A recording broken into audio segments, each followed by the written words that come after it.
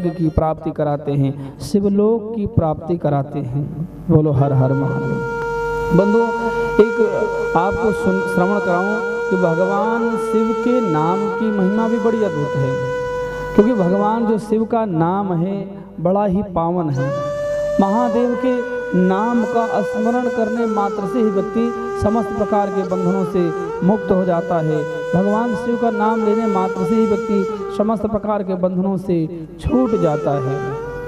किसी समय की बात है, एक धर्मशाला में या एक मंदिर में एक गुरुजी और एक शिष्य रहते थे। गुरुजी का बड़ा नाम था, किसी के पास कोई भी रोग हो, कोई भी दोष हो, गुरुजी अपने मंत्रों के द्वारा उसे दूर करते थे। जब उसे वो दूर करते थे तो एक समय की बात है कि उनके पास बहुत लोग आने लगे, नज़र झड़वाने, टोना टोटका या किसी प्रकार की कोई समस्या होती तो सभी गुरुजी के पास आया करते थे। बोलो हर हर महादेव। एक दिन की बात है कि गुरुजी वहाँ थे ही नहीं, कहाँ आश्रम में कहीं चले गए। रात के 9 बज रहे थे। जब रात के 9 बज रहे थे, एक व्यक्ति आया भागा भागा और चिल्लाने लगा, हे गुरुदेव रक्षा करो, रक्षा करो। तो गुरुजी तो थे नहीं, उनका शिष्य कुटिया से बाहर निकला। उसने कहा, कहिए क्यों आप शोर मचा रहे हैं, क्या कारण है? तो उस व्यक्ति ने कहा कि हमारा पुत्र जो है, मेरा जो लड़का है, जो मेरा पुत्र है, वह ज्वर से पीड़ित है, उसे बुखार हुआ है और इतना तेज बुखार है कि वैद्य की दवा भी काम नहीं कर रही, और रात्रि में मैं अपने बच्चे को कहाँ लेकर के जाऊँ? और यहाँ सोचता हुआ वह बोला कि मैंने जब देखा कि मेरे बच्चे का ज्वर शांत नहीं हो रहा है तो मैंने सोचा गुरुदेव के चरणों में चलें, परंतु अब गुरुदेव हुए नहीं, अब मेरे बच्चे का क्या होगा, पता नहीं मेरा बालक जीवित रहेगा कि नहीं रहेगा। और यह सोच करके और वह रोने लगा, विलाप करने लगा। शिष्य से कहा कि आप तो गुरुदेव के सानिध्य में रहते हैं, आप तो ऐसा कुछ उपाय छोटा सा बता दें जिसके कारण मेरे बच्चे का स्वास्थ्य ठीक हो जाए, मेरा बच्चा जो बीमार है स्वस्थ हो जाए। उस शिष्य ने कहा, मैं तो कोई उपाय जानता नहीं हूँ, ना मुझे कोई गुरुजी ने अभी तो कोई मंत्र भी बताया, मैं तो भी मंदिर की सेवा करता हूँ, भगवान शिव की सेवा करता हूँ और मैं तो उन्हीं की सेवा करता हूँ और जिसको करके अपना जीवन व्यतीत कर रहा हूँ, गुरुदेव के चरणों की सेवा करता हूँ। वह व्यक्ति बोला कि मेरे पुत्र को बचाने के लिए आप कोई उपाय बताइए, आपके हाथ के मैं हाथ जोड़ता हूँ, मैं प्रार्थना करता हूँ कि मेरे पुत्र की रक्षा करो। तो जो गुरुजी का शिष्य था वह थोड़ी देर सोचा और आंख बंद करके भगवान शिव का ध्यान किया। उसके मन में तरंग उठी और उसने कहा, आप जाइए और भगवान शिव पर एक बिल पत्र चढ़ाइए और बिल पत्र ले करके उस पर राम नाम लिख करके उस बिल पत्र को घोल करके अपने पुत्र को पिला दीजिए, जिससे तुम्हारे पुत्र का जो रोग है वह शांत हो जाएगा। वह व्यक्ति गया दौड़ा दौड़ा और जा करके भगवान शिव मंदिर में जो शिवालय में शिवलिंग था वहाँ पर लोटपोट हो गया और बोला, हे महादेव मेरे पुत्र की रक्षा करो, हे भोलेनाथ मेरे पुत्र की रक्षा करो। और उसने शिवलिंग से एक बिलपत्र लिया है जो शिवलिंग पर चढ़ा हुआ था, उस बिलपत्र को लिया और घर गया, उस पर राम नाम लिखा है और राम नाम लिखने के बाद महादेव का ध्यान करके उस बिलपत्र को पीस लिया, घोल लिया है और घोलने के बाद उसने अपने पुत्र को पिलाया। जब पुत्र को पिलाया है, पुत्र जैसे ही उस बिलपत्र को पिया, भोलेनाथ की ऐसी महिमा, ऐसा अद्भुत चमत्कार, तो वह बालक का ज्वर धीरे धीरे धीरे धीरे धीरे धीरे शांत हो गया। जब ज्वर उसका शांत हुआ है तो बालक उठा और उसने कहा, हे पिताश्री मैं स्वस्थ हूँ। अब तो नगर में चारों तरफ उस शिष्य के नाम का डंका बज गया कि इसके बताए गए उपायों में तो चमत्कार है, इसने जो भी उपाय बताए हैं उसमें बड़ी अद्भुत चमत्कारिक लीला है। क्यों? एक बिल पत्र का पान कराने से और मेरे बच्चे का स्वास्थ्य ठीक हो गया, मेरे बच्चे का ज्वर शांत हो गया है, इसलिए बड़ी अद्भुत लीला है। उसने कहा, इसमें मेरे कोई लीला नहीं, तो महादेव की लीला है, ये तो भोलेनाथ का चमत्कार है। तो उस कथा को सुन करके, इस कथा को सुन करके हम सबको यह जानना चाहिए क्या कि महादेव की लीला बड़ी अद्भुत है। यदि आप शिव की शरण में जाते हैं, जो भी मन में कामना हो, जो भी भावना हो, अपनी मनोकामना लेकर के, सच्ची भावना लेकर के जब आप शिव के चरणों में नतमस्तक होते हैं, अपने आप उनके शरण में झुकाते हैं, तो आप समझिए उसी क्षण आपके पाप दूर हो जाते हैं। श्री सूत जी कहते हैं, हे ऋषियों वे लोग धन्य हैं, उनके कान धन्य हैं, उनका हृदय धन्य है, उनका जीवन धन्य है। कौन से लोग? जिन्होंने भगवान शिव की कथा सुनी, जिन्होंने शिव पुराण की कथा को श्रवण किया। धन्य है वे लोग जिनके घर में शिव पुराण के श्लोक एक एक शब्द गूंजित होते हैं, उनकी दसों दिशाएं स्वच्छ हो जाती हैं, जिनके घर में भगवान शिव की महिमा गाई जाती है। जो लोग भगवान शिव के पंचाक्षर मंत्र ओम नमः शिवाय का जाप करते हैं वे भी धन्य होते हैं, उनका जीवन धन्य हो जाता है। जन्म जन्मांतर के जब पुण्य एकत्रित होते हैं, जन्म जन्मांतर के जब हमारे सुकृत एकत्रित होते हैं, जन्म जन्मांतर के जब हमारे पुण्य इकट्ठे हो जाते हैं, तब जा कर के हम भगवान शिव की कथा श्रवण करने के अधिकारी हो पाते हैं। इस चराचर जगत में ऐसा कोई व्यक्ति नहीं जिसने पाप ना किया हो, परंतु ऐसा भी कोई व्यक्ति नहीं जिसने शिव की भक्ति ना करी हो। जब भी व्यक्ति भगवान शिव की भक्ति ग्रहण करता है तो उसका जीवन समस्त दुखों से, समस्त क्लेशों से दूर हो जाता है। प्रिय बंधुओं, श्री वेदव्यास जी कथा सुनाते हैं और सभी ऋषि मुनि कथा सुनते हैं। देखिए ऐसा है कि कई बार हमने देखा, कई पुराणों में देखा कि किसी पुराण कथा किसी पुराण में बढ़ा के दी गई, किसी पुराण कथा किसी लघु रूप में दी गई है। ऐसा सिर्फ वेदव्यास ने इसलिए किया क्योंकि कई बार ऐसा होता है कि वेदव्यास जी कोई बात, कोई कथा लिखना चाहते हैं तो किसी पुराण में अल्प कर दी गई, किसी पुराण में बढ़ा दी गई उसे। तो इसलिए भगवान शिव की महिमा प्रायः समस्त पुराणों में आपको श्रवण करने को मिलेगी। बोलो हर हर महादेव। अब आज मैं आपको ऐसी अद्भुत कथा सुनाऊंगा कि शिव पुराण के महत्व में जिसको श्रवण करके आप बड़े ही गदगद हो जाएंगे, बड़े ही प्रसन्न हो जाएंगे। क्योंकि एक कहावत है, एक तुलसीदास ने चौपाई लिखी है क्या कि सुतदारा और लक्ष्मी पापी के भी हो, संत समागम हरे कथा तुलसी दुर्लभ दो। हम लोग कहते हैं ना कि उनके पास तो बहुत सारा धन है, कोई भजन कीर्तन नहीं करते, उनके पास बहुत सारे आमदनी के जरिए हैं। परंतु मैं आपको बता दूं, इस सुत यानी कि बेटा बेटी, पति पत्नी, घर मकान और लक्ष्मी, ये सब पापियों के भी होती हैं। फिर भक्तों में और पापियों में अंतर क्या है? बोले जो दुर्लभ है इस संसार में वो है भगवान का भजन। भगवान का भजन बड़ा ही दुर्लभ है। भगवान का भजन इतना दुर्लभ है कि पापी लोगों को यार मिलता ही नहीं। वे लोग बड़े धन्य हैं जिनका भगवान कथा होती है। सुतदारा और लक्ष्मी पापी के भी होए, संत समागम हरि कथा तुलसी दुर्लभ दो। इस जगत में यदि संत समागम हो जाए आपके घर भगवान कथा हो जाए, आपके कानों भगवान कथा जाए, तो आप अपने आप को साधारण व्यक्ति मत मानिए, क्योंकि भगवान शिव की कथा उसे ही प्राप्त होती है जिस पर भगवान की विशेष अनुग्रह हो। तो अतएव आप शिव रुद्र स्वरूप हैं, भगवान शिव के चरणों के अनुयायी हैं, भगवान शिव के गणों के समान हैं, इसलिए आप भगवान शिव कथा श्रवण कर रहे हैं। श्री सूत जी कहते हैं, हे ऋषियों, मैं आपको शिव पुराण के महत्व में एक और कथा सुनाता हूँ। क्या कि मरणोपरांत यदि कोई व्यक्ति कथा श्रवण कर ले तो उसके जीवन के समस्त दुख दूर हो जाएंगे। बोले महाराज सुनाइए, आप कृपा करके हमें वह सुनाइए कथा। कहते हैं किसी समय की बात है, एक नगर में एक बिंदुक नाम का ब्राह्मण रहता था। वह ब्राह्मण घर से तो ब्राह्मण था, परंतु उसकी आदतें बड़ी अद्भुत थी। उसकी आदतें ऐसी थी जो वेद शास्त्रों के विरुद्ध थी। और उसकी एक पत्नी थी जिसका नाम है चंचुला। पत्नी जो थी बड़ी धर्मपरायण, बड़ी पतिव्रता थी। परंतु जो बिंदुक था वह अपनी पत्नी का निरादर करता था। मदिरा पान करना, पर स्त्री गमन करना, पर घर में जाकर के रहना, अपने घर में ना रहना और उल्टे हाथ से भोजन करना, बहुत सारे ऐसे दुर्गुण है जिसको क्या गिनाया जाए। तो जो बिंदुक है वह नाना प्रकार से पाप करता रहता, परंतु उसकी पत्नी अपने पति के चरणों का अनुमोदन करती, पति का आदर सम्मान करती। परंतु वह जो व्यक्ति है बिंदुक जो नाम का ब्राह्मण था, वो धीरे धीरे क्या हुआ, पर स्त्री में आसक्त होता गया, वैश्यागामी होता गया और उसने अपनी पत्नी का निरादर कर दिया।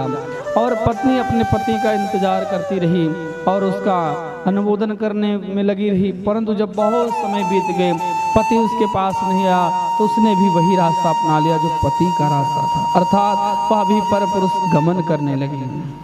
बोलो हर हर महादेव। बंधु, एक मैं आपसे निवेदन करूंगा कि अपने घर को चलाने के लिए रुपए पैसे से जितना जरूरी है उतना जरूरी है अपने घर में समय देना, बच्चों को टाइम देना। यदि आप बहुत सारा धन संपत्ति कमाते हैं और अपने बच्चों को समय नहीं दे पाते हैं तो किसी काम का नहीं, आपका ये पैसा किसी काम का नहीं है। लोग करोड़पति तो बन जाते हैं, परंतु एक करोड़पति से पहले आप एक पत्नी के पति भी हैं, उसको भी आपको ध्यान रखना चाहिए।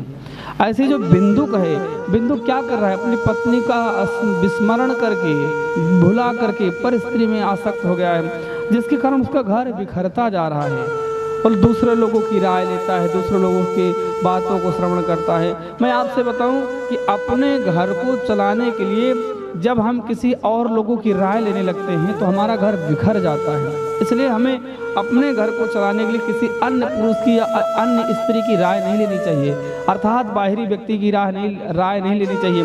जो लोग बाहर से राय लेते हैं, लोगों की सलाह लेते हैं, ऐसे लोगों का घर बिखर जाता है। हमारे पुराणों में बहुत ऐसे प्रमाण दिए गए हैं कि जब भी व्यक्ति ने अपने घर को चलाने के लिए विशेष किसी और व्यक्ति से सलाह ली तो उसका घर बिखरा ही बिखरा है, बना कभी नहीं। तो हम कथा में चलते, हमने कथा क्या सुनी कि जो बिंदुक है वह दूसरों के कहने पर आकर के अपनी पत्नी से द्वेष करने लगा। अब जो पत्नी है वह भी क्या करे, उसने भी पर पुरुष के साथ सेवन करना शुरू कर दिया। एक दिन की बात है कि बिंदुक ने अपनी पत्नी को देखा तो उसे बहुत मारा पीटा। तो पत्नी ने कहा, स्वामी जब आप नहीं आते हो तो मैं क्या करूं, मेरी भी उम्र है, मेरी भी अवस्था है, मैं भी एक नारी हूं, मेरा भी विवाह आपसे हुआ है, परंतु जब आप मेरा लालन पालन नहीं करते तो मुझे कुछ ना कुछ रास्ता तो देखना पड़ेगा। बिंदुक ने कहा, चलो ठीक है, तुम जो कर रही हो करो और इससे धन कमाओ और धन मुझे दो। और पत्नी भी वही करती, गलत कार्य करने लगी और उससे जो धन मिलता वो पति को देती। दोनों अपना जीवन व्यतीत कर रहे थे। एक समय की बात है कि बिंदुक गया है और देश से बाहर गया और वहाँ पर भी नाना प्रकार के कर्म करा और वहीं पर मर गया। उसकी मृत्यु हो गई। मृत्यु उपरांत उसका ना ढंग से दाह संस्कार हुआ, ना पिंडदान आदि क्रिया हुई, जिसके कारण वह विंध्य पर्वत पर जाकर भयानक पिशाच बना, पिशाच योनि को चला गया। जो इसकी पत्नी है वह अपने बच्चों को निरंतर इसी ढंग से पालती रही गलत कार्यों से। एक समय ऐसा है कि वृद्धावस्था को प्राप्त हुई। जब ये वृद्धावस्था को प्राप्त हुई है तो एक दिन की बात है कि इसके नगर से, गांव से, इसके मोहल्ले से एक बस जा रही थी। लोग तीर्थ यात्रा पर जा रहे थे। तो लोगों ने कहा कि हम तीर्थ यात्रा पर चल रहे हैं और मोहल्ले में सबसे कहा कि जिन्हें जिन्हें पुण्य क्षेत्र में तीर्थ यात्रा पर चलना है वो तैयार हो जाएं। ऐसा होता है प्रायः जब हमारे घर से, नगर से कुछ लोग तीर्थ यात्रा पर जाते हैं तो एक दूसरे की हम सलाह लेते हैं, पूछते हैं कौन कौन चलेगा, कौन कौन नहीं चलेगा। तो ये जो चंचुला थी इसे भी पता लगा, क्या पता लगा कि हमारे गांव से एक बस जा रही है या एक यात्रा जा रही है। कहाँ जा रही है, बोले तीर्थ यात्रा करने। तो इसने भी लोगों से निवेदन करा। लोगों ने कहा चलो ठीक है, इस ब्राह्मणी को भी ले चलते हैं और ले गए हैं। और जब यहाँ तीर्थ क्षेत्र में पहुंची है, इसने गंगा स्नान किया, पूजन किया, तो इसके पाप कुछ धुले, इसकी बुद्धि जो मैली थी, कुबुद्धि थी, वो धुली। और उसी समय की बात है कि वहीं तीर्थ स्थान पर मंदिर में भगवान शिव की कथा हो रही थी। जहाँ पर भगवान शिव की कथा हो रही थी वो कथा सुनने गई। वहाँ पर जो व्यास जी हैं वो नरकों का वर्णन कर रहे हैं। कैसा वर्णन? उन्होंने कहा कि जो लोग चोरी करते हैं, जो लोग पर स्त्री पर पुरुष गमन करते हैं, उन्हें नरक में ले जाकर के मुदगरों से पीटा जाता है, उन्हें ले जाकर के खौलते तेल में डाला जाता है, उन्हें तलवारों से, बर्छियों से, भालों से काटा जाता है, मारा जाता है और उनकी बड़ी दुर्गति होती है। उन्हें कई दिनों तक उल्टा लटका के पीटा जाता है। इसलिए जो लोग पर स्त्री पर पुरुष में आसक्त रहते हैं, ऐसे लोग यम के यहाँ बांध करके एक अपराधी की भांति पीटे जाते हैं और उनको नाना प्रकार की दुख दिया जाता है। जब ऐसा सुना है किसने? चंचुला ने जब ऐसा सुना तो उसके मन में डर आया। वो घबराई और रोती रोती उन व्यास जी के पास गई, जो व्यास जी कथा कर रहे थे, कथावाचक के पास गई और उनसे हाथ जोड़ करके बोली कि हे महाराज, मैंने भी जीवन में बड़े पाप किए हैं महाराज। मैं एक पतिव्रता नारी ना हो करके मैंने उस पतिव्रत को भंग कर दिया। मैं क्या करूं महाराज? मैं इससे जो पाप हुआ है आखिर इसका प्रयासित कैसे करूं? वह कौन सा प्रयोजन है, वह कौन सा ग्रंथ है, वो कौन सा पाठ है, वो कौन सा मंत्र है जिसको करने से महाराज हमारा दुख दूर होगा? तो जो व्यास जी थे जो कथा सुना रहे थे उन्होंने कहा कि हे देवी, अब आप जब भगवान शिव की कथा श्रवण कर रही हैं, आपको ज्ञान हुआ है, तो अतएव यदि आपको स्वर्ग की कामना करनी है, अपने पापों को दूर करना है, तो भगवान जो शिव की वामंगमयी प्रतिमा है, जो अक्षर स्वरूप भगवान शिव की कथा है, जो भगवान शिव का एक स्वरूप है शिव पुराण, इसको श्रवण करो, जिसमें भगवान शिव की नाना प्रकार से लीलाएं हैं, भगवान शिव की नाना प्रकार कथाएं हैं, इसे आप श्रवण करो। इसको श्रवण करते ही हे देवी आपके सारे दुख दूर होंगे, आपके सारे संकट दूर होंगे। बोलो हर हर महादेव। और हे देवी आप जो है अत्यंत अति शीघ्र ही भगवान शिव के पावन चरणों को प्राप्त करेंगे। जब ऐसा कहा है वे जो चंचुला थी वहीं पर रुकी, उन्होंने भगवान शिव कथा सुनी और भगवान शिव की कथा सुनने के बाद उनके मन में अद्भुत शिव भक्ति जागृत हुई। जब शिव भक्ति जागृत हुई है और उसने ओम नमः शिवाय का निरंतर जाप करा है। जाप करने के बाद जब वह अपने घर आई और भगवान शिव की भक्ति करते करते अंत में जब उसके प्राण छूटे हैं तो भगवान शिवलोक को गई है। जब शिवलोक को गई इसे माता पार्वती ने अपनी विशेष सखियों में एक दर्जा दिया है, विशेष सखियों में एक उपलब्धि दी, पद दिया है, जिसके कारण यहाँ सुख से माता की सेवा करने लगी। पार्वती की खूब सेवा करती और माता प्रसन्न हो गई। देखो प्यारे, अगर किसी से आपको कुछ लेना है तो उसकी सेवा करो, अपने माता पिता की सेवा करो, गुरुजनों की सेवा करो, बड़ों की सेवा करो, क्योंकि सेवा से ही मेवा मिलती है। आपने पुरानी कहावत सुनी होगी। बोलो हर हर महादेव। तो ये जो माता पार्वती की जो चंचुला है सेवा करती रही। एक दिन की बात है, माता पार्वती ने कहा कि मैं तुमसे प्रसन्न हूँ, कहो क्या चाहती हूँ। तो यह हाथ जोड़ करके बोली, हे माता पार्वती, हे माँ, मैंने जीवन में आपकी सेवा करने का संकल्प लिया है और मुझे अब कुछ नहीं चाहिए, परंतु हे माता, मेरे पति जो हैं वो हमसे पहले उनकी मृत्यु हो गई। वो कहाँ हैं, किस अवस्था में, किस योनि में है, माँ जरा कृपा करके बताओ। तो माता पार्वती ने नेत्र बंद किया और भगवान शिव का ध्यान करने उपरांत उन्होंने क्या देखा कि जो बिंदुक है वह भयानक प्रेत बना पड़ा है, पिशाच बना पड़ा है, विंध्य पर्वत पर भटक रहा है, भूख प्यास से व्याकुल है। तो माता पार्वती कहती हैं कि हे चंचुला, तुम्हारा जो पति है इस समय वह विंध्य पर्वत पर भयानक पिशाच योनि को जा गिरा है और उसकी जो योनि बड़ी दुखदाई है और वह रो रहा है, कलरव कर रहा है, बड़ा ही रो रहा है और भूख प्यास से पीड़ित है। अब चंचुला रोने लगी, बोली, हे माता, हे माँ, ऐसी कृपा करो कि मेरे पति जो हैं वे उस भयानक पिशाच योनि से मुक्त हों। तो माता पार्वती कहती, चलो हम भगवान शिव के पास चलते हैं, वही इसका उपाय बताएंगे। माता पार्वती चंचुला को लेकर के अपनी सखियों को लेकर के आई हैं। कहाँ आई हैं? बोले तो आई भगवान शिव के पास। भगवान शिव ध्यान मग्न प्रभु का ध्यान करते हुए आंखों को बंद किए हुए बैठे थे। उन्हें माता पार्वती ने प्रणाम किया। भगवान शिव ने कहा, हे देवी, कहिए क्या प्रयोजन है आपका? आज आप बड़ी उदास दिख रही हैं, आपके चेहरे पर चिंता कैसी है? तो माता पार्वती कहते हैं, हे भोलेनाथ, ये जो मेरी दासी है, ये जो मेरी दासी चंचुला है, इसका पति विंध्य पर्वत पर पिशाच योनि को पड़ा हुआ है। हे भगवान, उसके उद्धार का कोई उपाय बताइए जिससे वह उसका उद्धार हो सके। तो माता पार्वती के आग्रह पर भगवान शिव कहते हैं, हे देवी, इसके पति का उद्धार का केवल और केवल एक ही विकल्प है, एक ही उपाय है। क्या है? भगवान शिव कहते हैं कि हे देवी, यदि उसे शिव पुराण की कथा श्रवण कराई जाए तो अवश्य ही वह इस पिशाच योनि से मुक्त हो जाएगा। बोलो हर हर महादेव। देखो प्रिय बंधुओं, भगवान शिव स्वयं बता रहे हैं क्या कि व्यक्ति को शिव पुराण कथा श्रवण करनी चाहिए। हम लोग बताएं तो हमारी बातों पर लोग ना भरोसा करें, परंतु महादेव स्वयं कह रहे हैं कि जो व्यक्ति शिव पुराण कथा श्रवण करेगा वो भूत योनि से, प्रेत योनि से, पिशाच योनि से मुक्त हो जाएगा।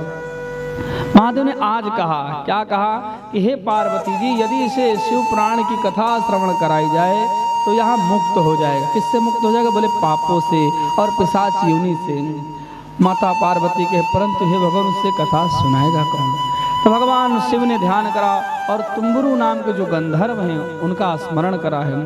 तुम्बरू नाम के गंधर्व प्रकट हुए और उन्होंने हाथ जोड़ करके भोलेनाथ से कहा कि हे भोलेनाथ, कहिए हे प्रभु, किस इस सेवक को क्यों आपने याद किया है? तो भगवान शिव कहते हैं, हे तुम्बरू, तुम्हें कथा श्रवण करानी है। किसकी कथा? बोले शिव पुराण कथा श्रवण करानी। बिंद पर्वत पर बिंदुक नाम का जो ब्राह्मण है वह पिशाच योनि में गया है। तुम्बरू बोले महाराज, कथा तो श्रवण करा दूंगा, परंतु कथा श्रवण कराने के लिए पूजन होना चाहिए, कि यजमान होना चाहिए। यजमान कौन बनेगा? भगवान शिव कहते मैं स्वयं यजमान बनूंगा। और जिस भगवान शिव और माता पार्वती स्वयं यजमान बने हैं, बिंद पर्वत पर भगवान शिव की जब कथा आरंभ हुई है तो जब बिंदु का वो आया, पिशाच योनि कारण वह इधर भटकता उधर भटकता, उसका मन नहीं लगता था, तो शिव गणों ने उसे पकड़ के बांध दिया है। और बांध करके जब कथा सुनाई गई, कथा श्रवण करते उसका वह पिशाच योनि का जो शरीर था मुक्त हो गया और धवल वस्त्र धारण करके खड़ा हुआ और उसने मुक्त कंठ भगवान शिव की स्तुति करी। सोचो, जिसकी कथा में भगवान शिव स्वयं यजमान बन गए हो, भला उसका उद्धार कैसे ना हो? एक जो व्यक्ति प्रेत योनि में मरने के बाद बांध करके जबरदस्ती कथा सुनाए जाने पर जिसकी मुक्ति हो सकती है, तो यदि कोई व्यक्ति जीते जी भगवान कथा स्वस्थ अवस्था में अपने मर्जी से बैठ करके अपनी इच्छा से भगवान कथा को सुने तो उसकी मुक्ति क्यों नहीं होगी? अतएव सभी को चाहिए कि शिव पुराण कथा श्रवण करें। बड़ी अद्भुत है। श्री सूत जी कहते हैं, शौनक ऋषियों, इस प्रकार जो भी व्यक्ति भगवान शिव कथा श्रवण करेगा वह भगवान के पावन चरणों को प्राप्त करेगा और समस्त प्रकार के बंधनों से मुक्त हो जाएगा। बोलो हर हर महादेव।